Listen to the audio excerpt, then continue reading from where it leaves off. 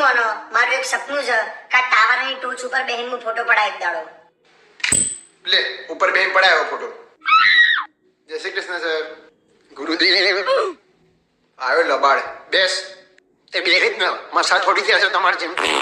મેં તમને એ વાલી મીટિંગ માટે બોલાયા છે પણ તમે હર વખતની જેમ માસ પિક્ચરના આદિ જેવા બની ગયા છો એકદમ અનાથ. મને ખબર જ હોય સાહેબ એમાં એવું છે ને કે વર્तमान आंखों का धोखा है.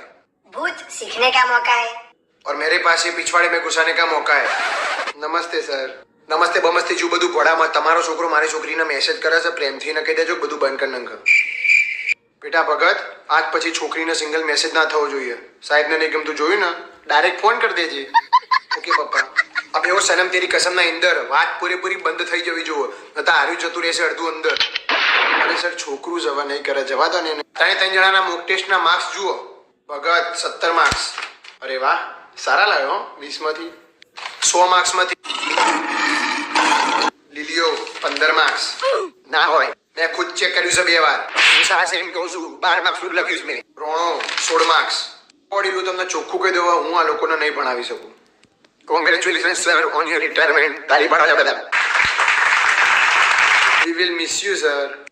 ભગવાન તમારી આત્માને શાંતિ આપે સાહેબ. હવે એવું વદર સેનાના અગ્રણી નેતાઓ તમે કયા નક્ષત્રમાં પેદા થયા છો માદર ભગતો? ગ્લોબલ વોર્મિંગ કરતો તો આ લોકોની નાગરીઓ દાડો જાય વધતી જાય છે. અઠવાડિયા પહેલા સ્કૂલમાં કૂતરી વીવાઈ હતી બરોબર. મારા દોરો કૂતરી અને ગલુડિયા બે ક્લાસમાં લઈને આવ્યા કે બાર સેફ નહીં. હવે કૂતરીનો ગલુડિયો છે તારો નહીં તે બાર સેફ ના હોય. તે સાહેબ હું પ્રાણી પ્રેમી છું. હવે આ સ્કૂલ છે પ્રાણી સંગ્રહાલય નહીં. તું તો કાલ ઉઠીને એના કોંડા લઈને ફરી તમારે શું કરવાનું? બની અગર 2 દાડા પહેલા પ્રિન્સિપલના સાથીને જઈને ફુગ્ગો માર્યો કે બુરા ના માનો હોલી. હવે સાહેબ અને ગોધીજી વચ્ચે એક જ વસ્તુ કોમન છે શરીર. બલૂન મેળાવ્યું છે એમને અંદર. શું મસ્તી કરો છો? મેં તો કોઈ દાડો ઉડતું જોયું નહીં. એવો ક્રાંતિકારી બલૂન એટલે શરીરમાં હાર્ટ અટેક ના આવે ને એના માટે મેળવામાં આવે.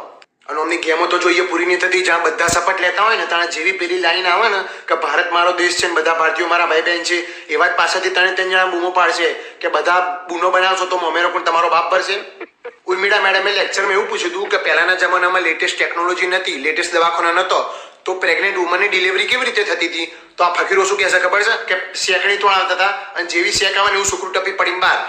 અને માની શોખીન 2 દાડા સુધી મેડમના ફોન નતો આવ્યો અમને જવાબ વાપરીને.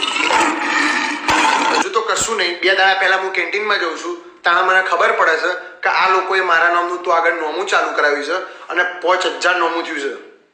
6000 છે સાહેબ. કાલે મેં ભગતના બર્થડેની જે પાર્ટી આલી હતી ને જેમાં તમે 5.5 સમોસા ખાઈ ગયા એક્સ્ટ્રા ચટણી હા એમાંથી જ હતી.